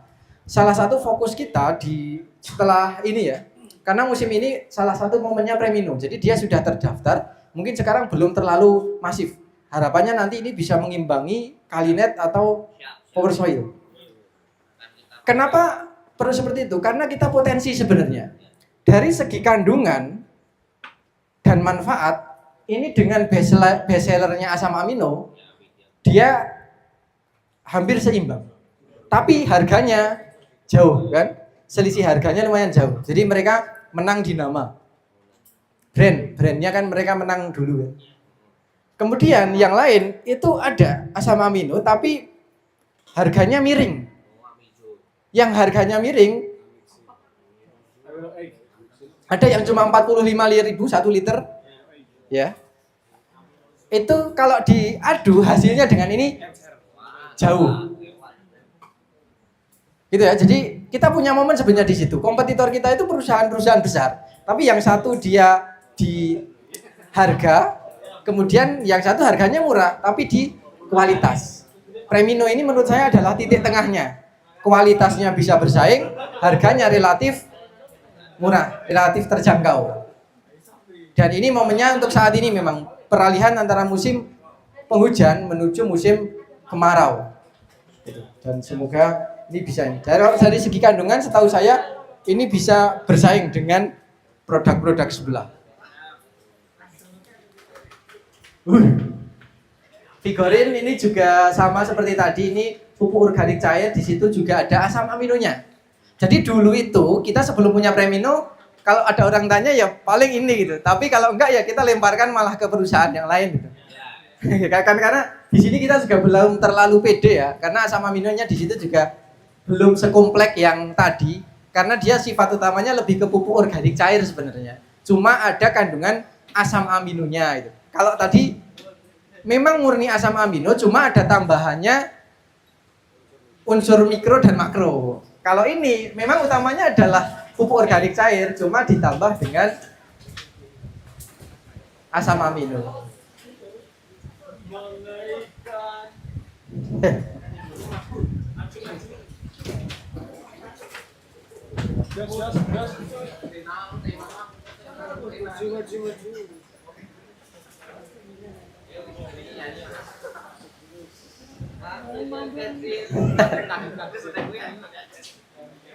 Wah, hujan. Yang belakang kalau tampias bisa maju ke depan. Itu bisa diturunkan, Mas Pon? Enggak bisa? Oh.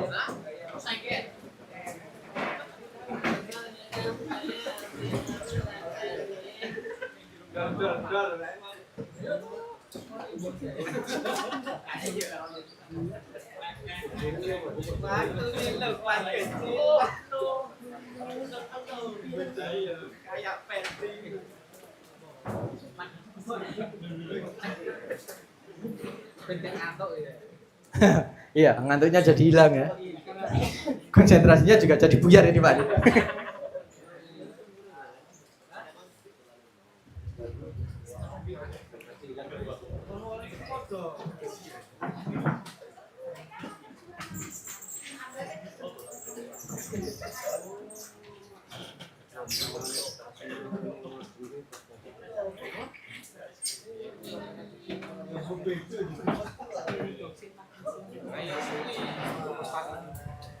Aku boleh singkat-singkat ya.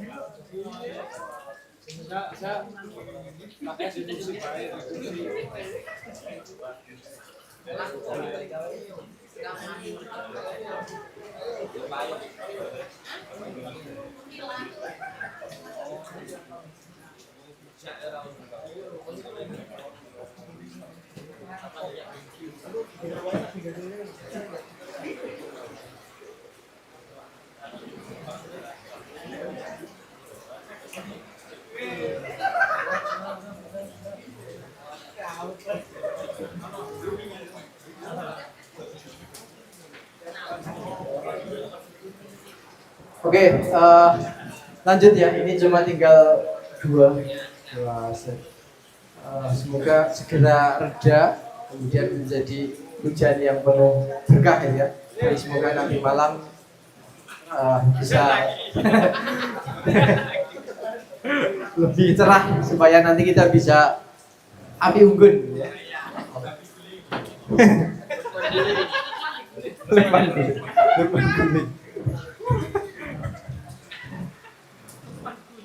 Yang kena air mungkin bisa geser kalau tampias. Oke, jadi tadi ketika kalau dulu itu memang kita sudah mengenalkan asam amino, tapi karena asam aminonya dulu kita belum punya yang powerful, makanya itu malah menguntungkan perusahaan lain. Banyak yang ya alhamdulillah lah. Tapi sekarang kita punya Premino, untuk asam aminonya mungkin sudah berhasil. Orang mau asam amino diarahkan Premino udah mau. Cuman permasalahannya adalah di penyerapan Vigorin menjadi menurun. Mungkin seperti itu. Kalau saya datanya belum lihat, tapi kayaknya kayak gitu. Jadi Vigorinnya jadi kayak agak menurun penjualannya, tapi enggak. Tidak? Aman? Aman? Oke. Oh, masih sama gitu ya. Berarti kalau masih sama ya alhamdulillah. Tapi takutnya karena ini menurun karena kalau kemarin yang diarahkan ke Vigorin itu karena ya ada asam aminonya, cuma kalau mau bersaing kurang kuat dengan asam amino lain karena memang fokusnya adalah di pupuk organik cairnya, bukan di asam aminonya, hanya sebagai tambahan. Tapi kalau untuk saat ini Vigorin ini seperti tadi ya, kurang lebih seperti tadi lah, dia seperti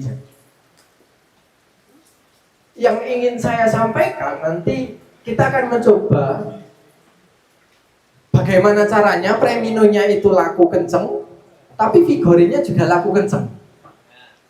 Jadi akan coba kita proyeksikan jadi gini. Untuk yang rekomendasi dikocor, ini Vigorin saja. Tapi yang untuk semprot nanti bisa pakai Premino. Karena kalau Vigorin ini memang dia sebenarnya bagus, cuma agak lama. Jadi orang itu kurang suka karena efeknya ini terlalu nggak terlihat gitu loh. Tapi kalau Premino itu kan relatif lebih cepat, dia dispray untuk 3 atau 5 hari itu sudah langsung kelihatan. Dan Vigorin itu belum bisa sampai segitu.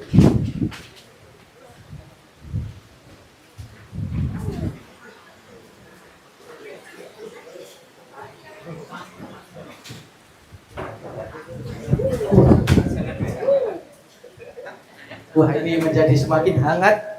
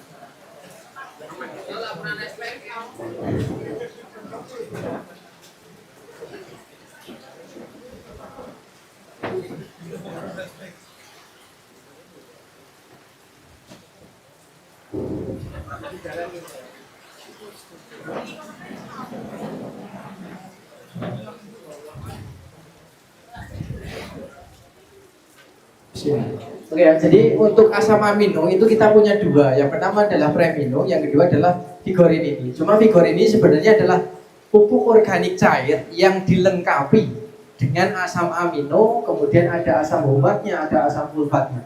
Itu dilengkapi. Jadi haranya ini adalah tambahan. Tambahan. Pokoknya adalah itu, kemudian tambahannya adalah asam amino.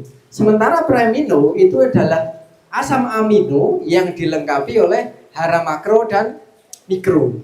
Jadi kalau orang nyarinya adalah asam amino, maka larinya ke Premino yang langsung kelihatan gitu. Tapi kalau untuk dikocor, lebih baik disarankan menggunakan Vigorin karena terkait dengan harganya juga lumayan kan. Jadi aminonya MMT itu ada dua, yang satu eksklusif, yang satu kelas ekonomi misalkan. Jadi kan ini berapa ya, 1 liternya 65.000 ya, padahal 1 liter lebih 150 mili kalau tidak salah. Nah jadi lebih mungkin besok kita akan mengarahkan untuk yang kocor, kalau mau menggunakan asam amino itu diarahkan ke Vigorin, untuk semprotnya menggunakan Premino. Karena kalau Premino digunakan untuk kocor itu lumayan boros juga. Tapi kalau petaninya mau ya nggak masalah. Tapi kalau bisa, biar dua-duanya bisa berjalan, bisa seperti itu. Dan ini sifatnya adalah organik ya. Sesuatu yang organik itu pasti lebih aman Hanya saja dampaknya mungkin tidak terlalu signifikan, tidak terlalu cepat. Ini akan memperbaiki baik dari pertumbuhan, pembungaan maupun pembuahan. Jadi Bitgorin ini bisa diaplikasikan mulai dari awal sampai akhir. Bahkan di tanaman padi sebenarnya kemarin juga sudah sering diaplikasikan ya Bitgorin ini.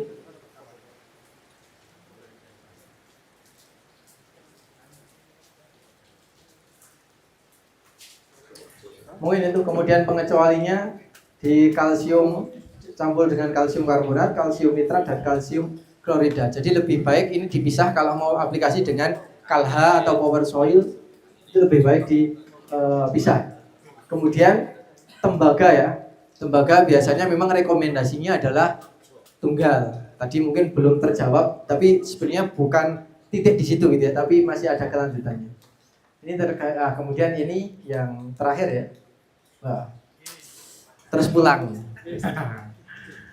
Orinit ini adalah salah satu produk yang sebenarnya sudah lumayan lama, tapi belum begitu masif karena memang sasaran utamanya adalah di tanaman padi gitu ya. Jadi kenapa kok nggak di cabai? Boleh nggak ya sebenarnya boleh, tapi kan di sana sudah ada pasarnya Kalinet itu. Kemudian ini juga ada silikanya ini, yang dititik beratkan kan adalah silika ini tuh. Pada tanaman padi-padian seperti jagung, padi, gandum dan tebu, silika tergolong unsur hara meso yang sangat penting dengan peranannya sebagai salah satu komponen pembentuk dinding sel. Jadi kalau di padi, di tebu, jagung, itu kan di lapisan luarnya kayak ada apa ya? Yo koyo kae. Ya kayak bulu kayak ya kan beda kan dengan tanaman kayak cabai kayak gitu kan tipikal daunnya berbeda. Dan unsur silika itu salah satu unsur yang sangat penting untuk mempertebal itu. Sehingga ketika itunya tebal, tidak mudah roboh. Kayak tadi misalkan permasalahannya adalah di vertizen. Kalau menggunakan aplikasi vertizen secara terus-menerus, tanamannya akan cenderung meninggi, kurang kokoh. Nah kalau diselingi dengan orinit seperti ini, insya Allah akan menjadi lebih kokoh. Karena tujuannya memang menguatkan itu. Formulasikan untuk itu dan ada kaliumnya, dan ini bisa digunakan di tanaman padi untuk fase generatif ya, dimulai pembentukan bulir pas bunga, kemudian pembentukan bulir padi. Sekali lagi tanaman padi ketika unsur kaliumnya itu tercukupi, kemungkinan besar ketika nantinya digiling itu berasnya, gabahnya itu tidak mudah pecah dan lebih tahan terhadap daya simpan. Kemudian ada pertanyaan, Kalinet untuk tanaman padi bagus? Ya bagus sebenarnya gitu. Bahkan sampai ada yang kebingungan ini mas nenggo Kalinet dibanding dengan orinit. Ya karena dari kaliumnya saja kan memang lebih tinggi Kalinet itu. Tapi yang ingin kita masukkan di sini adalah di silikanya. Nanti teman-teman bisa, oh silika itu kalau di tanaman sejenis Graminae atau padi-padian itu sangat bermanfaat. Riza Sartiba jadi besar oke. Dan biasanya manfaatnya meningkatkan kekuatan dinding sel karena tadi ya melapisi itu jadi dinding selnya lebih kuat. Silika pasti identiknya dengan melapisi bagian kulit bagian luar. Meningkatkan kuantitas bobot, kualitas dan daya simpan hasil panen sudah disampaikan, mengurangi keasaman karena sifatnya basah juga. Kemudian menghambat perkembangan gejala blast. Di tanaman padi kan sering ada blastnya itu. Ini juga bermanfaat karena silikanya tadi. Nanosilika tadi karena ya silika lagi. Kemudian bulirnya itu juga bisa menjadi lebih maksimal. Ya intinya kaliumnya tadi. Mungkin itu ya. Kalau saran aplikasinya ini lebih di tunggal, lebih baiknya diaplikasikan secara tunggal. Jika terpaksa bisa diaplikasikan dengan formula WP dan kalsium karbonat. Ini bisa karena jadi ada catatannya ya jika terpaksa itu. Jadi kalau tidak terpaksa ya dihindari gitu. Tapi kalau terpaksa nggak apa-apa. Artinya itu tidak ada sesuatu yang mungkin kontraindikasi yang misalkan langsung bertentangan. Ini yang sama yang tadi. Mungkin itu ya. Ini jam berapa? Waktunya habis. Wih, dolarnya jatuh. 15 menit lagi ya. Oke. Oke, jawab pertanyaannya Mas Lukman tadi. Asam umat, asam lambung. Kenapa pH-nya tinggi gitu? Karena penggaramannya itu kan natrium, potasium kan sifatnya basa. Ya mungkin sebenarnya ada penjelasan lain yang saya mungkin belum paham. Tapi karena bahan itunya sifatnya basa, ya. KLH yang dihindari tapi boleh dilakukan atau diaplikasikan dengan tembakau. Oh, iya. Ini sebenarnya kan saya pun sering menarasikan bahwa bahkan di kemasan tembaga oksida ataupun hidroksida biasanya pasti akan lebih efektif atau disarankan untuk diaplikasikan secara tunggal. Tapi tadi saya menyampaikan boleh gitu ya. Nah ini sebenarnya berawal dari pertanyaan seperti ini Mas Lukman. Jadi dulu kan ya sering ditanyakan kayak gitu. Kalsium apakah boleh dicampurkan dengan tembaga misalkan karena sama-sama basah? Itu jawabannya boleh karena tidak ada interaksi antar keduanya. Dan dari segi bentuk itu sama-sama basah. Kalsium basah, kemudian tembaga juga basah. Cuman prakteknya ketika kalsium dan tembaga dicampur itu sangat berat. Iya ya, tembaga itu kan berat. Kalsium itu juga berat. Kemungkinan untuk mengendap itu akan lebih tinggi. Ya teman-teman ya. Jadi kalau penggunaan kalsium itu pasti lebih disarankan untuk sering dikocok. Karena kalau enggak dia akan menimbulkan endapan. Mas Lukman, tolong jangan ketawa ya.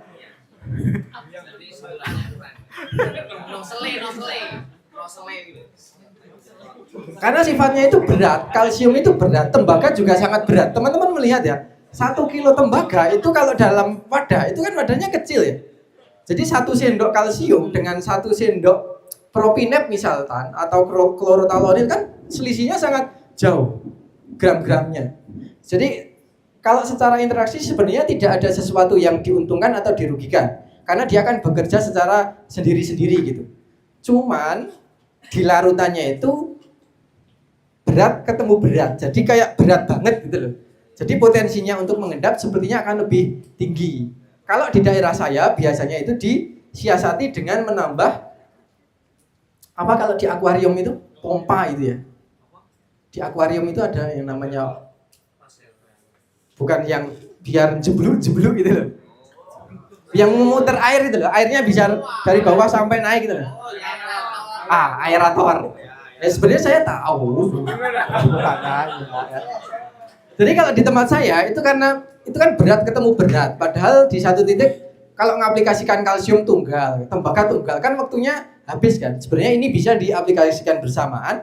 Biasanya akan ditambah dengan aerator itu kemudian dimasukkan ke dalam drain. Jadi sifatnya seperti kayak di akuarium itu. Jadi mubal sehingga lebih tercampur lah, tidak menimbulkan endapan. Kemudian silika pun itu sebenarnya digabung dengan ini nggak masalah dengan tembaga. Jadi kalau tembaga itu biasanya suruh menghindari seperti kalsium. Jangan dicampurkan dengan insek, jangan dicampurkan dengan pestisida. Takutnya itu sebenarnya ada yang boleh, tapi takutnya ditelan mentah-mentah, akhirnya dicampur secara keseluruhan gitu loh. Daripada tidak efektif, lebih baik dihindari karena petani itu lebih condong membaca kalau dihindari gitu. Wah, kon hindari ya. Akhirnya kan, tapi kalau mau dicampur nggak masalah antara kalsium kemudian dengan tembaga, boleh. Tapi ya itu berjalan sendiri-sendiri, manfaatnya ya kalsiumnya sendiri, tembaganya sendiri, tidak. Tapi intinya tidak terjadi kontraindikasi. Jadi sepengetahuan saya dan ini sudah ditanyakan Mas Lukman, maksudnya kemarin sebelum ini pun itu juga menjadi pertanyaan untuk saya. Kok boleh? Oh boleh Mas, karena itu sama-sama tidak larut di dalam air, hanya saja kemungkinannya akan menjadi lebih berat. Jadi tembaga hidroksida dengan tembaga oksida bisa diaplikasikan secara bersamaan. Cover yang tadi kayak ada apa ya busanya, apa perakatnya. Oh itu di cover sendiri kalau tidak salah di kemasannya itu sudah ada surfaktan dan apa ya? Wah, malah gambarnya rawono bos. Ini surface active agent ini. Mungkin ini yang memperekatnya itu adalah ini, bukan di silikanya.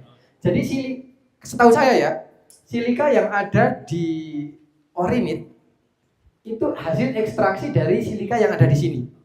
Jadi ini disaring kembali, jadilah yang ada di Orinit. Jadi lebih kepekatan atau lebih ininya lebih yang Orinit. Tapi kandungannya kan ini kan lebih besar ya kalau dari tadi di Orinit itu. Jadi bukan silikanya tetapi di ini surface active agent. Kalau tadi ada pengalaman juga di rekan kita di Nganjuk ya. Itu katanya ada mancozeb dikombinasikan dengan pestisida, insektisida, bentuknya mungkin EC atau SL, itu kemudian membentuk gumpalan.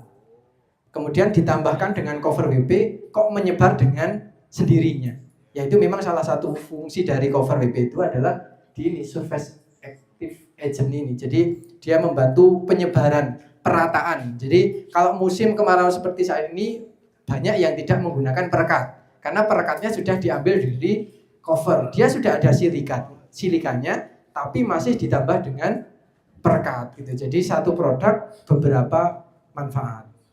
Jadi biaya pengeluarannya bisa menjadi lebih hemat.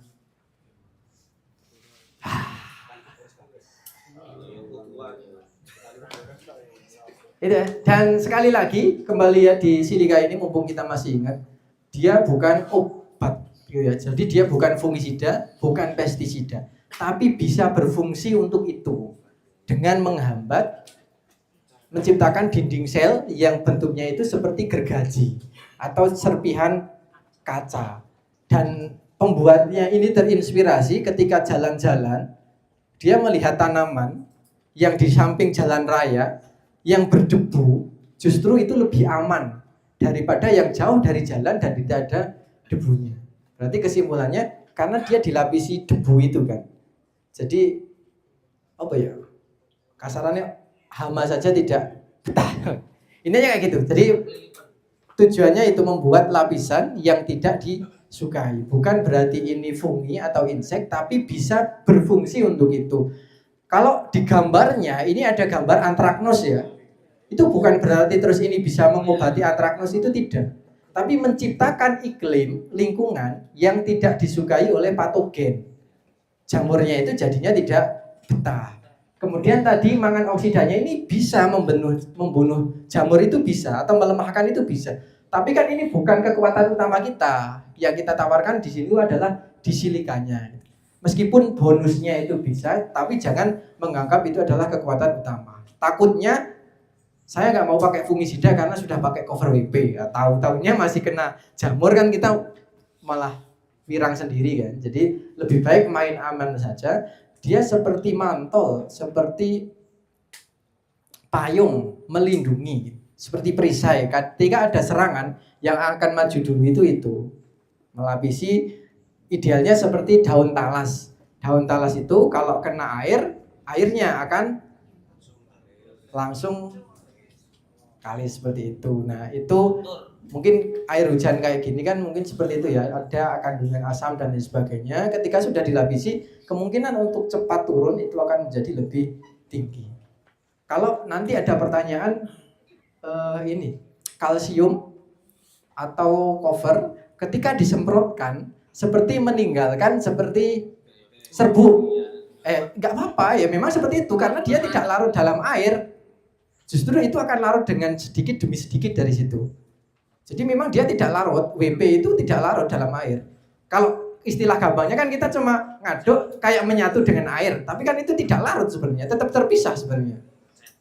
Jadi ketika di permukaan daun kok ada warna putih-putihnya nggak masalah. Atau ketika teman-teman habis mengaplikasikan Calbovit atau cover dalam jumlah yang lumayan banyak, biasanya ketika terkena panas tanamannya akan seperti layu, akan dinglok. Itu nggak apa-apa, cuma efek awal. Karena ya tadi kan lumayan berat itu. Itu tidak terus tanamannya mati, itu tidak. Itu hanya awal saja. Nanti insya Allah pulih dengan sendirinya.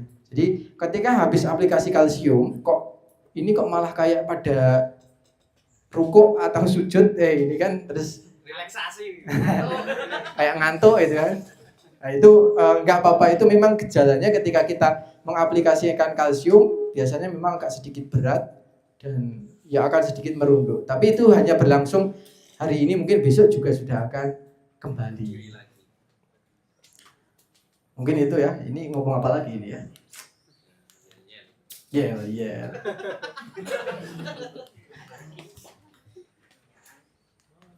Sebenarnya ini ya yang dimasuk larutan sejati itu larutan sempurna, tidak ada endapan. Contoh gula plus air.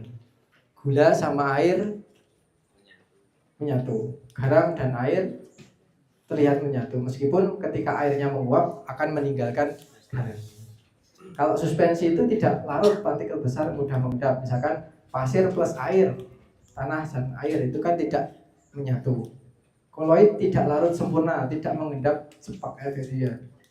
Susu dengan air. Ini besok akan lebih dibahas oleh Mas Aji. Oke, kita akan pertanyaan. Wah, cek wah. Mas Yaki. Oke. Satu pertanyaan. Mas Purnomo. Sebutkan 3 produk MMT yang mengandung di dalamnya ada kandungan kaliumnya. Mas Haidar. Kalinet, terus orinit, sama indresol. Apakah benar Mas Resta? Benar. Apakah ada produk lain yang memiliki kandungan kalium juga tapi belum disebutkan oleh Mas Haidar? Kandungan kalium? Ya.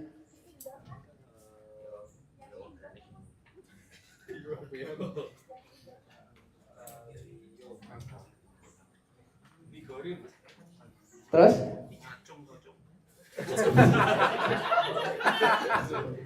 Oke. Siapa yang mau jawab lagi? Oke, satu pertanyaan lagi ya. Produk MMT yang sifatnya adalah asam, apa Mas Saiful? Power soil? Modern wall. Oke, modern. Apakah benar Mas Lukman? Benar? Oke. Sebutkan apa ya? Review ini review. Oke, review materi tadi ya. Review materi. Ya, yang ngantuk-ngantuk itu Mas Yaki. Produk MMT yang diidentikan sebagai analoginya seperti gabus. Apa Mas Purnomo? Power soil? Spon? Yakin bos. Yakin gak ini? Asyhadu. Oh ya, seperti spon. Oke, yang sifatnya seperti mantel, Mas Zainal Mustafa? Cover. Kandungan di dalam cover ada apa Mas Bagus? Silika, mangan-oksida, dan surfaktan. Wah, mantap sekali.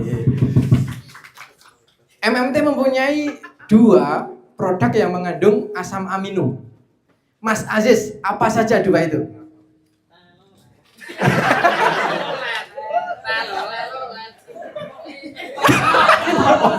Gak apa-apa, ayo. Wah, mantap sekali. Oke, satu lagi. Produk MMT yang fokusnya adalah di kandungan zincnya. Ada yang mau jawab? Oh, Mbak Ika. Wah, pintar sekali. Ini satu-satunya wanita yang ada di MMT.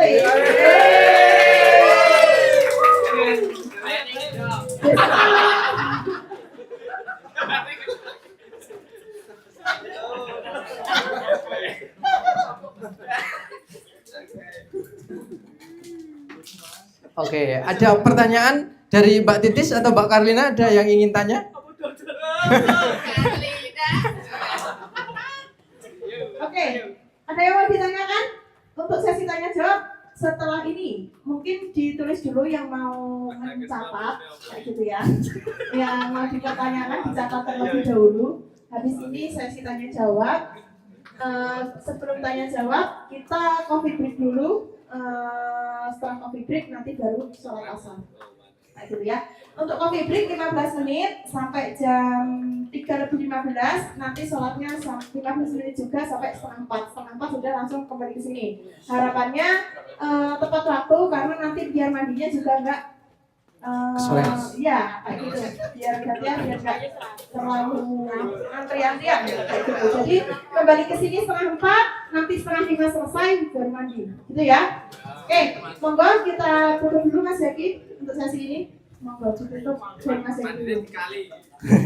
Oke ya, nanti akan banyak pertanyaan kejutan, kemudian memperebutkan hadiah ini.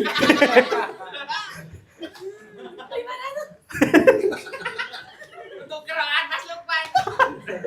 Oke ya, semoga apa yang disampaikan meskipun sedikit nanti ada manfaatnya dan bisa membekas. Tidak hanya nyantel di saat ini, tetapi ketika nanti di rumah masih tetap nyantel ya. Jadi tadi hanya sederhana-sederhana, pengembangannya nanti teman-teman bisa baca sendiri. Kemudian untuk bisa langsung paham itu tentu saja tidak bisa langsung semuanya. Tetap harus dari satu persatu, setiap hari ketemu insya Allah dengan sendirinya akan paham dengan sendirinya. Mungkin itu.